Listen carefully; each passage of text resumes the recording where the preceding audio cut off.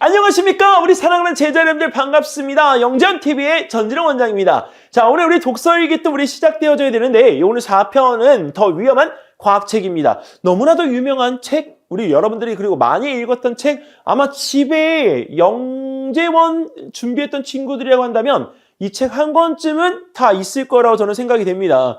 자, 우리 낸들몰로가 2015년에 우리가 출간한 책인데요. 이 책을 통해서 우리가 정말 많은 친구들이 과학에 대해서 우리가 호기심을 가졌죠. 무슨 책 읽어? 이렇게 하면 진짜로 더 위험한 과학책이라고 들을 정도로 이 책이 한동안 계속 유행을 했고, 지금도 이 책은 우리 친구들에게 많이 읽혀지고 있는 책 중에 하나입니다. 이 책의 우리가 장점은 일단 그림에 대한 부분을 쉽게 우리가 여기서 제시했다는 것, 그리고 책에 있는 내용에 대한 부분들에서 계속적인 질문을 통해서 무엇인가를 갖다가 답안을 제시하고 그 답안을 제시한 부분을 통해서 탐구적인 부분에 대한 것들의 관심을 흥미있게 끌어가고 있다라고 하는 것이 매우 중요한 포인트입니다. 자, 이 더 위험한 과학책, 우리 독서 대상은 초등학교 3학년부터 중학교 3학년으로 설정하면 좋을 것 같습니다. 사실 이 내용 자체가 우리가 가벼운 내용들은 아니어서요. 너무 어릴 때 이 책에 대한 부분을 갖다 접하게 되는 것도 사실 조금 약간 부담스러울 수 있어요. 그래서 책이 부담스럽다라고 하는 건 책을 읽지 않을 수도 있는 거기 때문에 학년이 조금 높으면 높을수록 더 좋다라고 저는 개인적으로 생각을 합니다. 그래서 사실 제일 좋은 시기는 초등학교 한 6학년에서 중학교 1학년 때 읽는 것이 매우 좋은 책이라고 저는 꼭 말씀드리고 싶어요. 자, 그렇다면 더 위험한 과학책이라는 이 부분에 대한 거는 왜 이 책을 갖다 선택했는지 이야기를 갖다 해봐야 되는데, 왜 이 책을 왜 선택했을까요? 그 이유는 말이죠. 바로 진짜 호기심 천국이에요. 이 책은 우리가 여기 있는 이 부분에서 호기심을 제대로 자극하고 있어요. 사실 간단하게 그린 약간 이 사파가 있다라고 했는데 그 사파를 통해서 넌지시 우리가 전해지는 그 어떤 전달성에 대한 이미지, 내용들이 이 과학책에 대한 이 흥미를 너무 많게 만들어요. 사실 어른이 읽어도, 그다음에 우리가 그렇죠. 어린이가 읽어도 또는 우리가 좀 중학생, 고등학생이 읽어도 그 부분에서 우리가 전혀 딱딱하지 않아요. 오히려 과학적 지식이 있으면 더 즐거운 책입니다. 그래서 개인적으로는 초등학교 때 한번 읽고 중학교 때 한번 읽고 고등학교 때 한번 읽으면 너무 좋을 것 같아요. 자, 그래서 부드러우면 부드럽고 그다음에 딱딱하면 한없이 딱딱한, 그렇죠, 과학 내용을 유쾌하게 우리 접할 수 있도록 69가지의 주제로 우리가 검증했다. 이 검증이라고 하는 이 부분에 대한 거는 질문을 던져서 거기에 대한 답을 우리가 여기서 제시를 하고 있기 때문에 검증이라는 이 말을 갖다 썼는데, 사실 무엇보다도 빌 게이츠라는 그 천재 사업가, 자, 그분이 추천을 갖다 했다라고 하는 것이 이 책의 매력을 더하는 것 같습니다.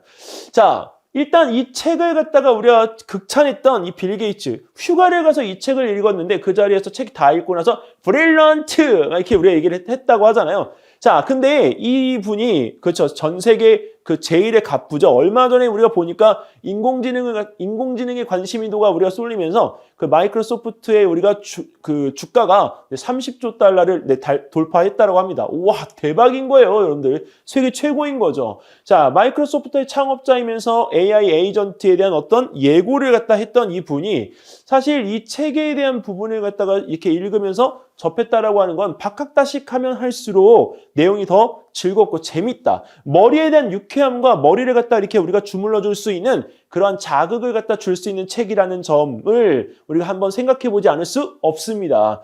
자, 그래서 이 책을 고른 이유에 대한 부분을 다시 한번 이야기를 하면, 저는 개인적으로 저희 제자들에게 질문을 잘하는 게 정말 실력이야 라는 이 말을 많이 합니다.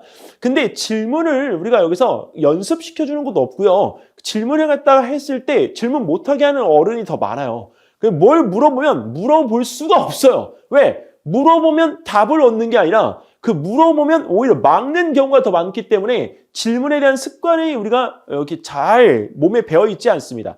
자, 근데 그런 질문에 대한 것을 연습시켜주고 질문에 대한 유형을 여기서 제시할 수가 있기 때문에 저는 이 책 꼭 권하고 싶어요. 질문을 잘하려면 뭐죠? 질문을 잘하려면이라고 했어요. 과학을 잘하려면이 아니라 질문을 잘하려면.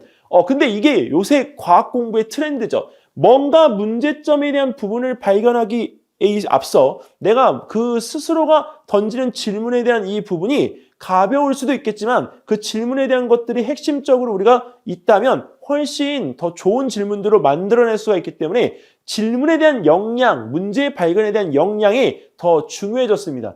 자, 그래서 여기 있는 이 부분에 대한 문구 하나를 들려드리면 월스트리트 저널에 우리가 한 줄 멘트를 책 그 뒤에 표지에다가 기록을 해놨는데요. 뭐라고 해놨냐면 멍청한 질문은 없다고들 합니다. 하지만 그건 틀린 말이에요. 멍청한 질문에 제대로 답하려고 노력하다 보면 결국에는 꽤나 흥미로운 곳에 도달할 때도 있더라고요. 자, 근데 이 질문에 대한 이 부분에 대해서 정말 잘하는 게 중요하다 이렇게 이야기를 했던 저로서는 몇 번을 갖다 읽어도 이 부분에 대한 거 다시 또 고민해 보게 되더라고요. 왜? 그래서 거꾸로 이야기하면 내가 멍청한 질문에 답을 하고 있지만 그 멍청한 질문에 대한 답을 갖다가 하는 과정에서 우리가 황당하게 찾아낸 무엇인가가 나에게 굉장히 큰 그 결과를 가져올 수 있는 하나의 원인으로 제공되어질 수 있다는 하는 것을 알려주기 때문이죠. 사실 저는 개인적으로 제가 탐구 활동을 우리 친구들과 같이 함께 하잖아요. 근데 이 탐구 활동을 하면서 그 아이디어를 갖다가 우리 뽑아내는 과정이 우리 친구들과의 대화입니다. 자, 우리 학생들과 아니면 부모님들과 대화를 하는 과정에서 탐구에 대한 주제를 갖다 찾는다? 어떻게 그게 가능해? 근데 무엇인가 자꾸 수준을 갖다 높이려고 하는 것보다 내가 관심 있는 것을 내가 꼽아내려고 하는 것이 중요하기 때문에 여기서 제일 중요한 포인트, 그 관심사에 대한 부분을 충분히 들어줄 수 있는 시간을 가지고 그 관심에 대한 부분을 내가 이렇게 표현해낼 수 있는 질문의 역량을 길러내는 것이 중요하다. 그래서 이 책이 중요한 거예요. 자, 그러면 책 내용 중에서 무엇을 알면 좋을까라는 질문에 대해서는 일단 우리가 여기서 내 스스로가 나에게, 내 스스로가 옆에 있는 사람들에게 질문을 하게 만듭니다. 자, 정답을 찾아가는 이 과정에서 끊임없이 질문을 던지는 게 중요한데 어떤 질문을 갖다가 하다가 보면 그 질문에서 우리가 답을 갖다가 구했을 때 없어지는 것도 있고요. 또 수정해서 보완하는 것도 있지만 그 부분에서 이 보완을 통해서 더 강력하게 무엇인가가 형성되어지기도 하는 것에 대한 과정을 갖다가 우리가 보게끔 되죠. 이게 바로 여기서 과학의 발전이다라고 이야기를 갖다 하고 있습니다. 과학이라는 것이 우리가 자리 잡고 정답이라는 것이 지금은 정해져 있는 것 같지만 시대가 발달하면서 그 과학이라는 것이 계속적으로 발전을 갖다 이뤄나가거든요. 그 발전을 이뤄나가는 과정에서의 그 딱 정답처럼 되어져 있는 표현을 여기서 제시하고 있는 거예요. 그래서 이 부분에 대한 이 내용들이 책에 나오니까 저는 개인적으로 이 책을 읽으면서 이런 표현의 멘트는 우리 친구들이 꼭 다시 한번 되뇌이면서 스스로가 그렇죠 생각해 봤으면 하는 문구들입니다. 자, 그러면 69가지나 되는 이 주제 중에서 만약에 3가지를 고른다면 여러분들은 어떤 주제를 갖다가 고를 건가요? 아하. 자, 우리가 여기서 우리가 어떤 주제를 갖다가 고를 것인가에 대한 부분을 갖다 했을 때 물론 이와 같은 주제 말고도 여러분들이 선택하는 주제 3가지는 여러 가지가 또 있겠죠. 근데 여러분들 알죠? 69가지 중에서 3가지 고르기가 진짜 어렵다는 것. 근데 여러분들이 이 3가지를 고르면 이 3가지 고른 주제를 통해서 자신이 가지고 있는 과학적인 성향에 대한 부분을 알아볼 수가 있어요. 그래서 이 3가지를 꼭 골라보세요. 그걸 골라보고 나서 그걸 왜 골랐지? 라고 스스로가 질문을 갖다 한번 던져보세요. 그러면 그 질문에 대한 답을 구하면서 내가 어떤 과학적인 부분들을 좋아하는지를 스스로가 알 수가 있게끔 되어집니다. 자, 선생님이 고른 주제는 자 55번 지구가 팽창한다면 요새 선생님이 꽂혀 있는 부분은 지구에 대한 이 부분에 대해서 너무 많이 꽂혀 있어요. 지구가 아파하면 큰일 나니까. 근데 이 지구공학이라는 부분에 대한 것들도 이제 중요해지고 있기 때문에 사실 지구에 대한 그동안 몰랐던 것들을 알아가면서 정말 재밌는 과학적인 부분들을 많이 배우고 있습니다. 그래서 저는 이 55번 지구가 팽창한다면이라는 이 주제가 저는 개인적으로 매우 흥미도가 높고 중요한 주제라고 저는 생각을 해요. 자, 51번 내고로 다리를 놓으면 우리가 이 다리가 탱크나 이런 것들이 지나갈 수 있을 정도의 무게를 견딜 수 있는 다리가 될까? 저는 궁금해요. 그래서 이 질문이 또 중요해요. 자, 그 다음에 59번에 죽은 자들의 페이스북. 사실 이거는 별로 이렇게 예상을 못했던 질문인데 죽은 자들의 우리 페이스북은 우리가 어떻게 될 건가? 올렸던 자료들에 대한 이 부분들이 그냥 올려져 있잖아요. 근데 알고 있나요? 디지털 저작권에 대한 이 부분을 우리가 인정할 수가 있습니다. 자, 그래서 여기서 이 책 속에 인상 깊었던 부분에 대한 것들을 이거 근간으로 해서 다시 한번 살펴보면 사실 이 주제에 아까 마지막에 했던 죽은 자의 페이스북이라는 내용에 대해서 검색을 갖다 해봤죠. 그랬더니 이 기사가 있더라고요. 죽은 자의 페이북은 누구 소유일까? 계정 모르면 사진, 음원, 전자책 사라질 수도 있다. 이 부분에 대한 이 소유권에 대한 것들은 우리가 가족에게 넘어갈 수도 있지만 실제로 그런 부분들에 대한 것들이 인정받기까지는 우리가 좀 시간이 걸리는 것 같습니다. 왜 그러냐면 아직은 이 부분에 어떤 법 규정이나 명확하게 마련된 것들이 없기 때문에 이 서비스 업체에 따라서 내가 올린 자료들에 대한 이 부분들의 팩이나 이관에 대한 이 부분들이 다 다른 것 같아요. 그러니까 법 규정이 제대로 우리가 안 되어 있는 거죠. 그래서 이 부분이 만약에 우리가 어느 정도 진행이 된다고 한다면 디지털 방식에서 한 차원 더 진화되어진 형태의 우리가 관리 방법이 아니면 우리가 그 서비스 개념이 나타나게 되어질 것 같습니다. 지금 현재 페이스북은요, 우리가 사망자의 출생신고서나 아니면 사망신고서 같은 서류를 함께 우리가 제시를 하고 상속인임을 갖다가 입증할 수 있는 자료를 갖다가 업로드하면 그 해당 계정을 올릴 수 있는 사이트를 운영한다고 합니다. 그러니까 이런 부분에 대한 것들은 알고 있으면 여러분들이 그 계정에 대한 부분을 삭제를 할 때 충분히 우리가 이용할 수가 있습니다. 자, 그리고 여기서 인상적이었던 이 부분에 대한 건 사실 이런 그림들인데요. 테니스 선수가 드론의 공격을 갖다가 회피하기 위해서 테니스를 잘 치니까 테니스 공을 던져서 라켓으로 쳐가지고 드론을 맞히는 이 그림이에요. 그 드론의 침공을 테니스 선수가 막을 수 있을까라는 질문을 던졌을 때 저는 개인적으로 힘들 것 같아요.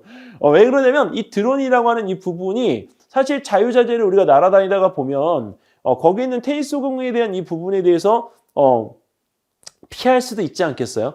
근데 이 테니스 선수가 친 이 공에 대한 부분의 속도가요, 드론이 피하는 속도보다 훨씬 빠르다고 하더라고요. 그러니까 실제로는 우리가 여기서 한두 대 정도는 우리가 맞출 수 있지만 나중에 이 부분에서 항상 균일한 힘으로 우리가 쳐대야 되는 테니스 선수의 체력과 라켓의 우리가 기술이 관건이겠죠.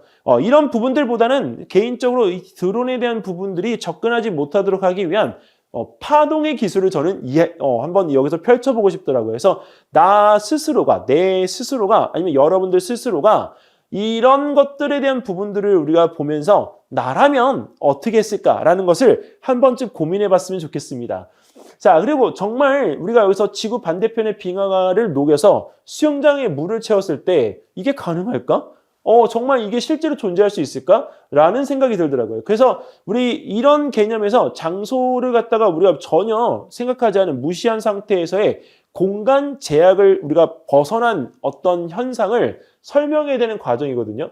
근데 사실 이 부분은요, 여러분들 우리가 단순한 게 아니에요. 선생님이 개인적으로 이제 영재원이나 영재학교 가는 친구들을 지도할 때 제일 힘든 게 뭐냐면 공간을 우리가 여기서 깨는 게 굉장히 힘들어요. 뭐냐면 공간 자체에 대한 부분을 우리가 벗어나서 생각을 하도록 유도해 주는 게 있는데 그런 부분에 대한 것들이 너무 힘들다는 거예요. 그래서 내용적으로 그런 제약을 갖다가 없애버릴 수 있는 하나의 이런 제시되어진 틀이기 때문에 여러분들 스스로가 한번 이게 실제로 존재할 수 있을까? 존재한다면 어디에 어떤 형태로 존재할 수 있을까? 아니면 육지의 위인가? 아니면 땅 속인가? 이런 것들 한번 고민을 해보시면서 답을 스스로가 찾아보시면 좋겠습니다. 자, 이 책을 통해서 그럼 나는 뭘 성장시킬 수가 있는가? 성장 팁을 드리면 일단은 여기서 우리가 한 가지의 질문을 여기서 던져서 풀어나가는 부분에 대한 걸 여기서 제시해 볼게요. 자, 미국에서 해마다 완전히 불타 없어지는 가옥이 몇 채쯤 되나요? 라는 질문이 있습니다. 자, 그 숫자를 크게 늘릴 수 있는 가장 쉬운 방법은 뭘까요? 이렇게 우리가 물어봤는데 사실 이 부분에서 숫자를 늘리기 위한 방법에 대한 것들을 우리가 답을 할 수도 있겠지만 거꾸로 그 방법에 대한 역전의 질문을 갖다가 할 수 있는 것도 있잖아요. 그래서 해마다 불타 없어지는 가옥의 수를 예측할 수 있는 방법은 무엇이 있지? 자, 그리고 또는 불이 나는 원인에 대한 조사를 해서 불이 발생하는 원인 자체를 우리가 차단할 수 있는 대안점은 무엇이 있지? 자, 이런 질문에 역전을 갖다가 해보면서 어떤 탐구 활동을 할 수 있는 것도 하나의 요소이기 때문에 이 질문을 통해서 내가 무엇을 할지에 대한 고민을 꼭 해보셨으면 좋겠습니다. 자, 그리고 독서를 갖다 확장하면 여기 그림이 이게 제일 마음에 들던데 여기 집이 로켓을 갖다가 우리가 양쪽에 장착한 상태에서 날아가고 있는 부분에 대한 것들을 볼 수가 있어요. 근데 이 그림만 딱 보게끔 되어지면 자, 집을 날려서 이사를 할 수 있다. 괜찮은 것 같아요. 근데 이제 문제는 토지, 왜냐면 땅에 대한 이 부분에 우리가 소유권에 대한 부분을 인정받지 못하면 그때그때마다 날아 올라가야 되는데 그게 쉽지는 않죠. 여기 연료값은 누가 감당해요? 자, 그리고 이 집의 양쪽에 로켓을 갖다 설치하는 것보다 뭘 갖다 설치한다? 드론을 갖다가 우리가 여기서 설치를 해서 실제 우리가 적용할 수 있는 모델을 만들어 보는 것도 하나의 방법이 될 수가 있습니다. 자, 그러면 드론의 크기와 출력에 대한 부분에 고민이 들어가야 되기 때문에 이것도 자체가 바로 탐구 활동으로 이어질 수 있겠죠. 자, 이런 부분들에 대한 것들을 우리가 확장해 볼 수 있다는 거 참고적으로 꼭 알아두셨으면 좋겠습니다. 자, 독서 4편에서 우리가 이야기했던 더 위험한 과학책에 대한 이야기는 여기서 마무리 짓고요. 5편에서는 세상은 실제로 어떻게 돌아가는가라는 이 책에 대한 부분을 가지고서 여러분들과 또 함께 하도록 하겠습니다. 여러분들 오늘도 자, 좋은 하루 보내시고요. 그 다음에 또 건강하시고 감기 조심하시고 겨울 끝날 때까지 갑자기 날씨가 또 더워졌다가 또 추워질 수가 있기 때문에 그런 부분에 대한 것들 좀 유념하시면서 다음번 강의에서 또 뵙도록 하겠습니다. 감사합니다.